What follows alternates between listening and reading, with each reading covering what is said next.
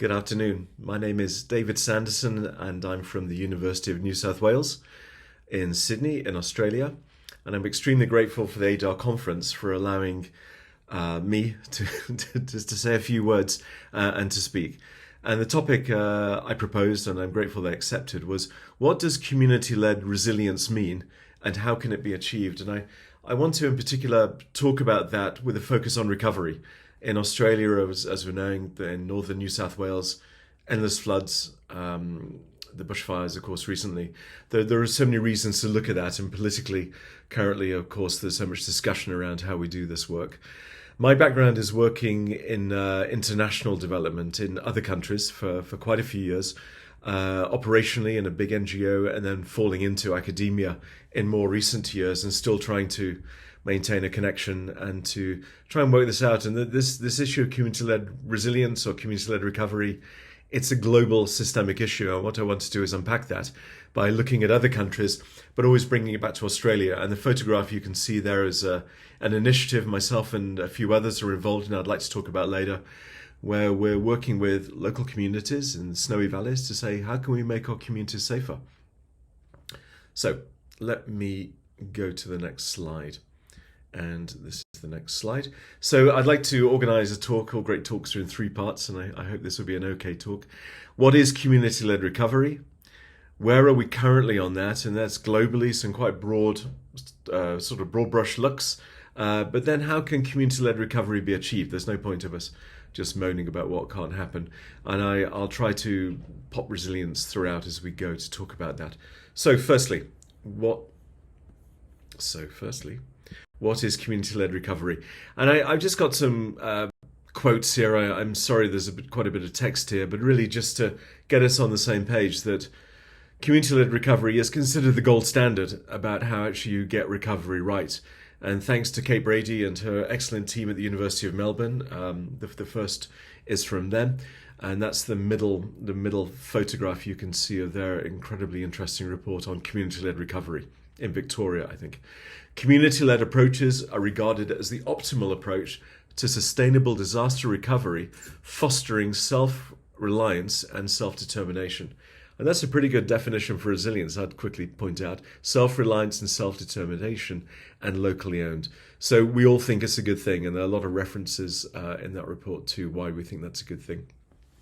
From Resilience New South Wales, the state mechanism that we have here, successful recovery is community-centred, responsive and flexible, engaging with community and supporting them to move forward. So the big agencies buy on board as well, and I just popped up a UNDP example there, United Nations Development Programme report on that. And then a bottom one from a survey. I'll talk about our survey in a few slides' time that we're conducting at the moment. One, in fact, key informant who we interviewed said, those most impacted should be able to shape their recovery. Very nicely put. So, community-led recovery. What are some of the ingredients? And I'm sure everybody looking at this, listening to this, has their own idea. This is just, as you can see, the world's simplest word cloud, just to get us going. Place-based. It's local. It's inclusive. It's community-centered, obviously. It's people-centered. People having a voice. There's a local ownership. There's local power, I suppose. There's respect, maybe. There's dignity, and there's trust. Well, doesn't that all sound good? That's what we hope for community-led recovery. And we do know, this is no cynicism here, that it's also very hard to achieve because people are fickle, people are different, power dynamics are different. So on the other balance, if you like, I just want to acknowledge that community-led recovery is incredibly hard. And for part of this research that we're doing with the survey, I've interviewed 13 people working in organizations, in councils and big agencies. It's really hard to do. So I really want to acknowledge that. There's no simplistic observations here. Communities get burnt out with exhaustion. People can be fickle. Not everybody's logical. Most people aren't. External agencies have their own agendas. Other disasters come along. Is recovery possible? I was involved in a workshop last week and somebody said that. Disasters are endless at the moment. So what does recovery mean? It's the next one coming along. And we're seeing more and more of that, not least due to climate change and other things. Marginalised people, of course, can be left out. Those people on the edges, those people are not like us, who may be different in some way. for whatever reasons. And loud voices can dominate communities. Communities can be fractured before and absolutely fractured after. One of the people I was interviewing pointed that out, that disasters can fracture communities that can take years and years and years to heal, if at all. And of course, it takes time and energy to be involved in community-led recovery. So I really, really want to emphasize the recognition that there's nothing easy going on here. So I really just, this first bit, to really just say we're on board. Community-led recovery is considered the gold standard by everybody. I think it's pretty safe to say. So where are we currently on that? And when I'm thinking currently, again, I promised or threatened a sort of broad brush, sort of skip through a lot of things. But where else better to start than Shelley Arnstein's ladder of participation? Those with a development background or perhaps in planning or community mobilization will be aware of that. And I'm afraid my sort of head seems to have got in the way where it says non-participation. So the bottom of the ladder, where we don't want to be, therapy, manipulation, then going up the ladder to degrees of tokenism, placation, consultation, informing. And then at the top, degrees of citizen power, I suppose the sweet spot if you subscribe to being genuinely community-led, and that is debatable, I know. Citizen control, delegated power, partnership, that's a very useful but very often abused word. My background's in planning and architecture, well, architecture really. And facilipation is a word where you facilitate and manipulate, and those who do it badly and wrongly, because I'm not suggesting people do that, but sometimes, you might hold up a beautiful model and say, this is what you want, isn't it? And people might go, and that's counted as consultation. And that happens all the time, especially in the planning world. And it's obviously not okay, and it's not real. But coming back to disasters and recovery, and I'd like to, I suppose, well, personal opinion. I'm going to back it up with some evidence. But if you were to ask me and say, David, where do you think we are when it comes to community-led recovery and how agencies, and I'm being very broad there, it's the sweep of organizations entrusted with power and money, how do they do community-led recovery? Not very well. Not because people are bad or evil, but it's very difficult to do, and we're using the wrong tools. So I'm obviously going to talk about that for the rest of this talk. I would say we hover somewhere between therapy and informing, sometimes a bit of partnership, but that's hard. Citizen control, well, there are instances where that happens up in the north right now, but it's often not liked by agencies, and they may be right or wrong. I don't know. But I'm just saying, on the whole, we do, and I count myself in this, we do a pretty poor job when it comes to recovery being genuinely community-driven. So let me back that up, that assertion. And I'm just putting these quotes up to kick us off. This is from a global perspective, and I put these up because I was involved in these places and have some background knowledge. But these are quotes from other reports, and I'll be quick to say that. In fact, Francois Grunwald, the top one here. Local authorities complained that 3 months after the earthquake, they felt like strangers in their own city. And I recognise that's the international humanitarian machinery, but it is something about the outsiders, and that happens in all societies. You might be a blow in from Sydney 100 kilometres away to come in somewhere, you're seen as an outsider. Almost half of respondents feel they are not heard at all. That's a terrible thing. That's in Pakistan after the dreadful floods, where tens and tens of millions of people were displaced 3 years on the run. And then the bottom one, Nepal, from the earthquakes in 2015. When women were asked if their problems are being addressed, 73% very little or not at all. And that's not okay. That's obviously not okay. Not being listened to at all. Okay, so, imagine. Okay, so you might just say, well, that's nice, David. That's anecdote. That's 3 quotes, although they are from surveys, can I point out. But this is quite a meatier thing to get your head around. This is a piece of work led by Mary Anderson and her team just over 10 years ago now, called Time to Listen. Well, it came out 10 years ago, but they spent 5 years going around the world interviewing people, Africa, Asia, Latin America, Europe, you name it, and saying, what were your experiences of the aid that was provided to you? And this is international aid, but I think it strongly resonates to domestic aid as well, and there are lessons to learn. They interviewed about 4,000 to 5,000 people, between 45,000. And they called their report Time to Listen because it was so important. Because people don't get heard. I mean, a lot of the responses in the report were, thank you very much, it's all very good. But you know what, you're not listening. And one of endless quotes, please find this online, it's a very powerful read, it's a PDF for free. There are times that agencies do not provide what people need.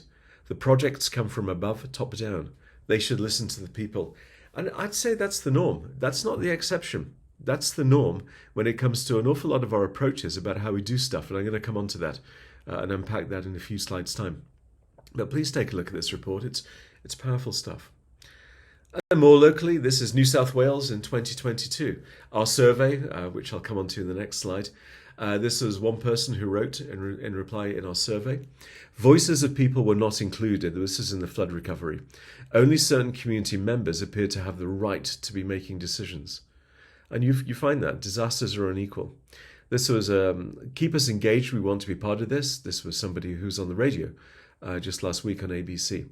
And the flood inquiry, really extremely damning flood inquiry that's come out from the federal parliament just mid-August, something like that, early August. Participants 2022. Participants highlighted that recovery work should be led by community, with the government providing resources and supporting them. That was quotes all the way through endlessly. So please take a look at that. It was extremely damning about how agencies respond to disasters. Not because they're bad or they're evil, but they're complicated, but also, I would argue, quite passionate actually, that we're using the wrong tools about how we do it. So let me move on to this survey I've mentioned a couple of times. It's being led by the University of New South Wales, working with colleagues in what's called the Resilient Towns Initiative, which I'll talk about in a moment, which is RMIT, Anglicare, NRRA, the Red Cross and Snowy Valleys Council. And our survey is out. Please, the QR code is there. I'm going to put it up at the end. Please find this and take a look. It'll take you less than 10 minutes to do. We've had, at the time of recording this, about 110 people respond to it from all over the place, not just New South Wales, and we want to keep it running. And we got about 15 questions, very, very quick to answer. And it's very appreciative. So we say, overall, the agencies did a good job. And we ask respondents strongly agree to strongly disagree. And then at the end, if you want to write out why. And we're finding most people, I mean, broadly speaking, thank you, of course. RFS and SES and Resilience New South Wales and others put in gigantic amounts of work in very difficult circumstances trying to get it right. And there's no suggestion otherwise. But when it came to this question, my voice was heard in the recovery. I'm afraid my head is filling up the strongly disagree, but take it from me, it's about the same size as the strongly agree one over there. So it's more or less an equal number of people strongly agree and agree as strongly disagree and disagreeing. That in itself is not okay, but if you then take the neutrals out, you then think about the neutrals. Most people did not say that their voice was heard in the recovery. Some agree and some strong agree, but I don't know, it's 2/3, maybe something like that. Did not find that they could say that, which I think is telling, and that's pretty typical. That's actually doing a lot better than a lot of other places. But I think, I would hope you would agree. If we believe in community-led recovery, it's not good enough. It's not enough. So let me just let me share two more slides from our report. Community members were treated equally. And you can see a lot of people disagree. Some people agree, some strongly agree, and some strongly disagree. It's maybe 50-50, again, if you discount the neutrals. If you include the neutrals, then you can say that most people weren't able to agree that community members were treated equally. And an example of that, young people were involved, strongly agree is extremely low. A little bit agree, neutral is high, and then disagree, and take my word for it, strongly disagree is also in there. So most people did not think young people were involved, and it's something we're doing in our modest initiative actually, to actually believe that 15-year-olds, 14-year-olds really do know an awful lot of stuff and ideas about what can be done. So why is supporting, let me go to the next slide, Why is supporting community-led recovery so difficult? I think it's safe to say it's difficult, having been involved in that, and those who are watching this right now, I hope you agree with me. If you think it's easy, I'd be worried. Okay, so some of the reasons, not all, this is not an exhaustive list, but it's based on research and experience and other stuff, but I'm sure it could be longer, I'm sure it is longer. Helpless victims, people are treated as helpless victims. I did some work in India, and after the earthquake, the headlines are the helpless victims. And of course, immediately after a disaster, of course, people need help, and you might think of that word. But people are also agents in their own recovery and survivors and need to be seen as such. And there is a saviour mentality that can seep in, and however unwittingly, from those who are responding. It would probably be hard not to. That doesn't help anybody, and I'll come back to that. Agency key performance indicators that, well, not dreaded, we need KPIs, but KPIs can really get in the way of actually community-led recovery because you've got to get stuff done fast. Also, the pressure to spend. I worked for a long time in a very big NGO in Southern and West Africa, and the pressure was to spend a lot of money very quickly, for a good reason, by the way. But if that overcomes the idea of actually feeding programs or girls' education or safety nets, you run the risk of getting into problems there. Political pressure, and we've seen that a lot in July and August in New South Wales when it comes to agencies and political commentaries about what needs to be done and what doesn't need to be done. But political pressure is there. And that's not a bad thing, by the way. If politics are there on behalf of human beings and people, then you need that. And at the same time, politics has lots of agendas. And often it's acting quickly, maybe for good reason, but a lot of community-led recovery is not quick. It takes a while. Product over process, focusing on the product, focusing on the number of temporary shelters as quickly as possible, when perhaps the process may have been more important. Now, we need to be dry and warm, don't get me wrong, but actually the process of engagement and inclusion, I can point to endless experience from around the world where process was not adequately taken care of, and actually houses, since we're talking housing, thousands, hundreds, thousands of houses were not used because people weren't consulted. And I've seen that a lot, and it's well reported in an awful lot of the research. And the graphic there, top down, bottom up.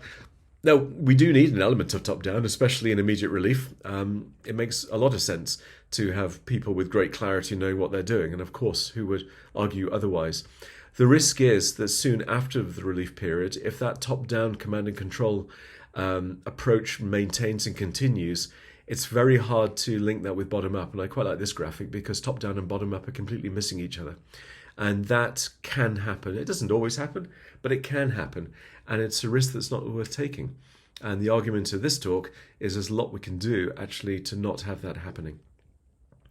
And just this graph is from Simon Fisher, who founded the NGO Responding to Conflict many decades ago now, and has been a giant in that world of conflict negotiation and peace building for decades.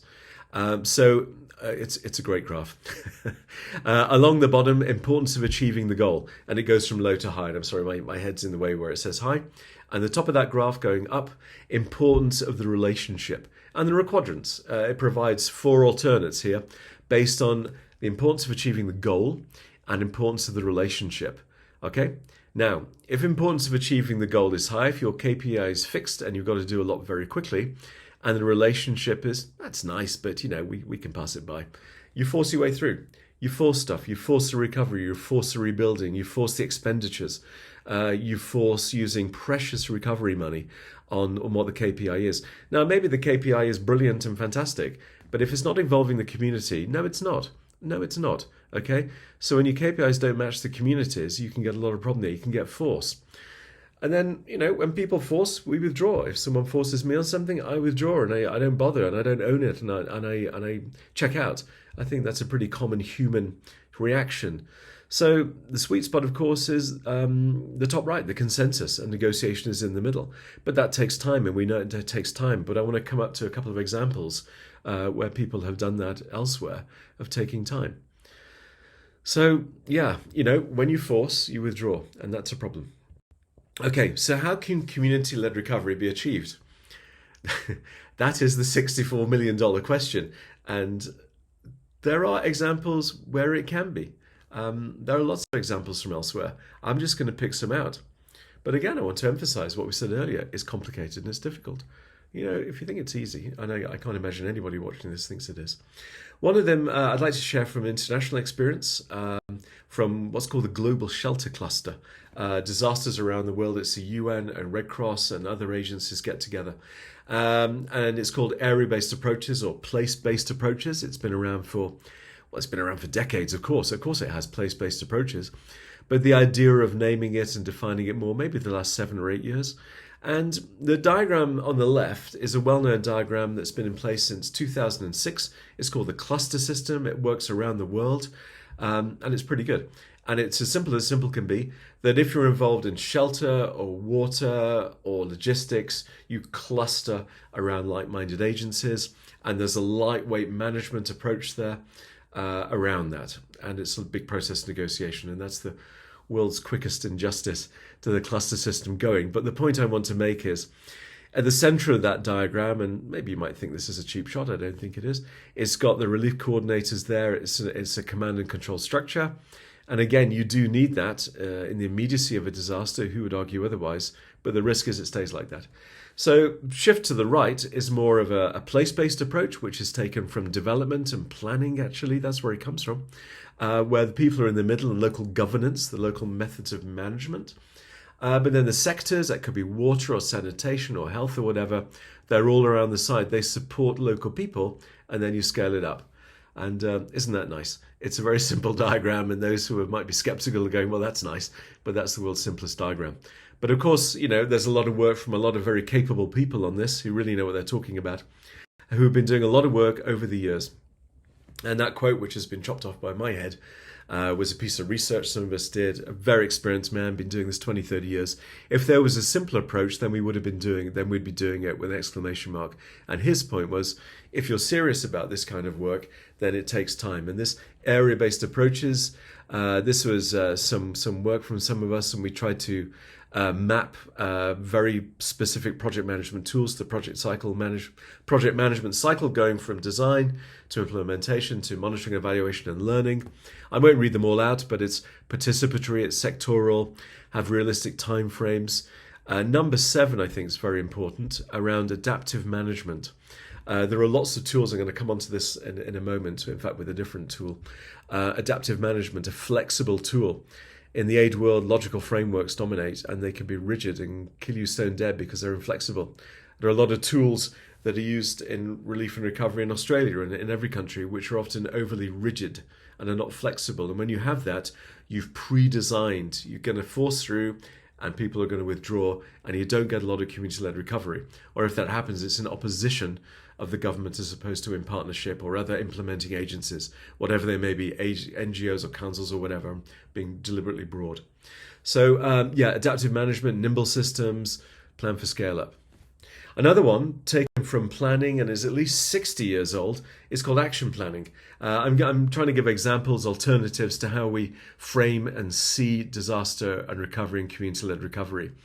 This was, in fact, adapted by a man called Otto Königsberg in the 1960s, taken on by other people, Nabil Hamdi and Reinhold Goethert at MIT, and a whole bunch of very intelligent people who saw that the top-down approach for working in chronically poor and disaster-affected places doesn't work. Doesn't work, I'm going to say it as neatly as that, if you subscribe to community-led recovery.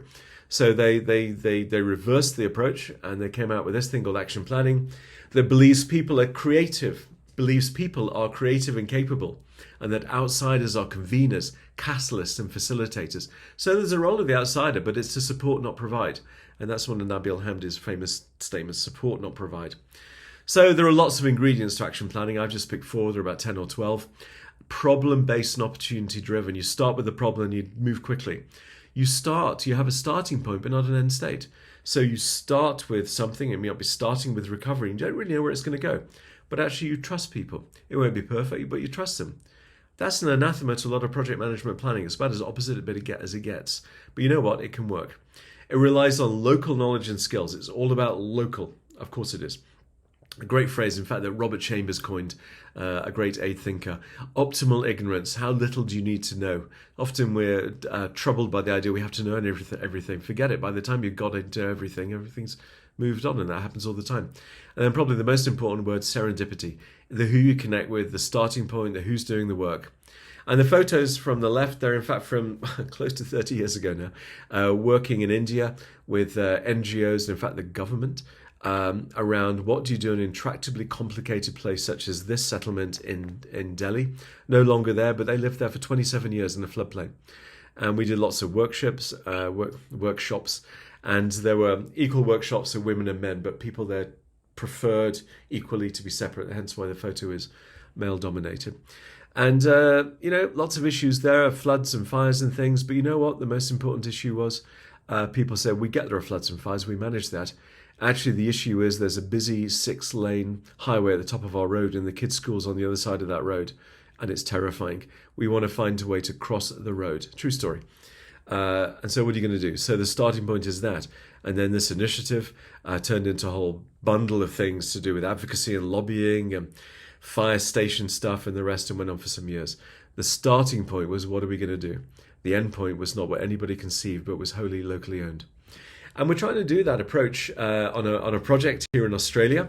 It's the Resilient Towns Initiative project I mentioned, which we're grateful is funded by Regional New South Wales. We're grateful for our donor.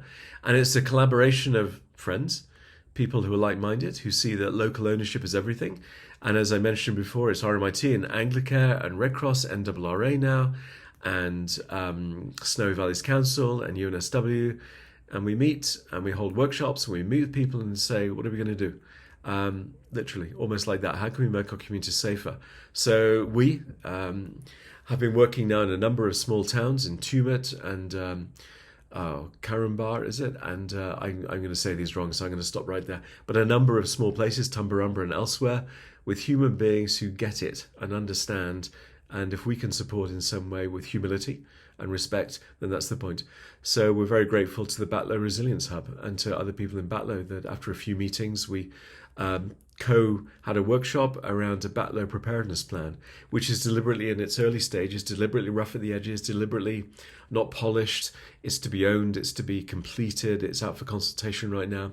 And we'll be doing the same thing in a number of other places around time and meeting and connecting and also working with younger people. And it's very enjoyable because it's real life. The Resilient Towns Initiative. Okay, so let me say in conclusion then, in the last few minutes, so what? So I've painted the picture that community-led is the gold standard, that actually it's very hard to do, but that's not to paralyze us into inaction. I hope I've shared a couple of examples which are real, which have been around for many decades. These aren't just sort of blow-by things. But I would like to propose that we need to do something more radical than that. And I would like to argue quite passionately that systemic change is needed in how we understand and frame recovery. I'll say it again. Systemic change is needed in how we understand and frame recovery. And the image at the bottom, which is reproduced with permission, it says with permission just behind my head, from ABC, and I'm grateful to the journalist, and she said yes on Twitter to that. That's northern New South Wales. The flooding doesn't go, it keeps coming and it keeps coming, and heaven forbid it continues, who knows, but there may be other stuff, heaven forbid. The image at the top is Tacloban in the Philippines, 2013, after Cyclone Haiyan, which locally is known as Yolanda. And you might be knowing that cyclones are named by alphabetically. So Yolanda was the 25th cyclone to be named that year in 2013, the 25th of that year. So that's a permanent state of disaster recovery. Okay, and those are people getting on with life. And actually, in fact, living in that ship at the time. Probably not now, I don't know. This is 9 years ago. But let me just say, it's a different way of framing disasters, more frequent, more powerful, tragically. We need to rethink these things. So if we want community-led recovery, if we want it, and there is a conversation to be had there, then we need to get up the ladder, then we need to suggest three things. Well, I'd like to suggest three things. The first one is to tackle the underlying vulnerabilities each disaster exposes. The point of disasters is they're not fair, they're not equal. If you're already more vulnerable, they'll hit you worse. And that's what all the evidence says. So in recovery, we tackle the underlying causes in the recovery after the immediate relief stage. And that might be unemployment, alcoholism, whatever, business, stuff like that, according to what communities think are vital. And that's a different time frame thing, and it's not focusing on the disaster. The disaster has exposed the underlying vulnerabilities. Okay, and so there's a need to focus on those things, and that's a different toolkit. That's probably different people, different timeframes, different ways of seeing it. But if we're serious about community-led resilience, it's addressing those issues each time a catastrophe or disaster affects. That's a different crowd. It's not command and control. It's a different thing. And onto that second bit, recognize the limits of command and control, that relief is the enemy of recovery. Now, I've been very careful to repeat, of course, in the immediacy of a disaster, we need great clarity of who's doing what and the rest. Of course we do. After that, shortly, that doesn't help anymore. And there's a phrase that's been around for decades, that relief is the enemy of recovery. Relief is the enemy of recovery. It's a excuse me, a perpetual thing, and that can happen for years or even decades, literally decades. Okay, so recognize the limits of command and control. It's needed, but it's very quickly not needed. And thirdly and finally, is to measure success differently. We're measured by the speed of response. Of course, we need speed of response in an immediate relief setting. Of course we do. Of course we do. But in recovery, speed is a different thing. Time to listen. Another big quote was, stop doing so much so quickly. Mary Anderson's work. Take time to listen. The KPIs, the pressure to spend. And a good thing to do would be to measure process and progress. Now that is often at odds with the short time frames of political cycles of parliaments and voting in. And that's a perennial, that's a global thing in democracies, and that's always there. But if we're serious, we need to think in a different way, measure success differently. So that's the end of this talk. Thank you very much for listening. I'm extremely grateful for that. Thank you. That's the survey. A screenshot will take you straight to the survey, and it takes less than 10 minutes, and that's my email address. It's put up there seriously and genuinely. And I'm extremely grateful to everybody for listening to this and for the continued work of everybody working in this space, which is incredibly hard. So thank you very much.